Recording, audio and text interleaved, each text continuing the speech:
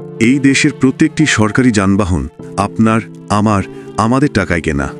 এটা ব্যক্তিগত খাজানা নয়, এটা জনগণের সম্পত্তি। আপনি যদি রাস্তায় দাঁড়িয়ে সেই গাড়িগুলো ভাঙেন, ভাববেন কার ক্ষতি হচ্ছে? রাজনৈতিক নেতার, পুলিশের? না, নিজেরই, আপনার পরিবারেরই। কারণ এগুলো আপনার ট্যাক্সের টাকা থেকে কেনা। জুলাই যোদ্ধা হন বা সাধারণ নাগরিক হন, দেশের সম্পদ ধ্বংস করার অধিকার কারও নেই।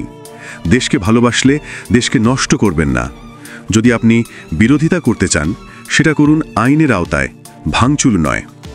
ঢাকা মহানগর পুলিশের ডিএমপি যুগ্ম কমিশনার মোহাম্মদ শহীদুল্লাহ বলেছেন, আজ দুপুর 2:15টার দিকে পুলিশের উপর ইটপাটকেল নিক্ষেপ ও হামলা হয়েছে এবং 5টি পুলিশ যানবাহন ভাঙচুর হয়েছে।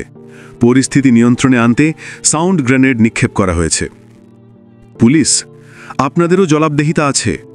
অতীতের ক্ষমতার অপব্যবহার বহু মানুষের আস্থাকে ক্ষতবিক্ষত করেছে। জনগণ আপনাদের ভয় পায় না, তাদের আস্থা কমে গেছে, এটা স্বীকার করুন। মানুষের পাশে বসুন, কথা বলুন, অপ্রয়োজনীয় কড়াকড়ি কমান, মানবিক হন। আপনারা অমানবিক আচরণ করবেন না, মানবিক হতে হবে। তবে যেখানে আইন ভঙ্গ, সহিংসতা এবং ভাঙচুর, সেখানে বেঁচে থাকা রাষ্ট্রের অধিকার রক্ষা করার জন্য কঠোর হতে হবে। ন্যায় বিচার ও শৃঙ্খলা রক্ষা করা পুলিশের কর্ম। এটি দেশের স্থিতিশীলতা রাখার জন্য করণীয়। যেখানে সত্যি বিশৃঙ্খলা, ভাঙচুর, সহিংসতা, সেখানে কঠোর হন, বিন্দুমাত্র দয়া নয়।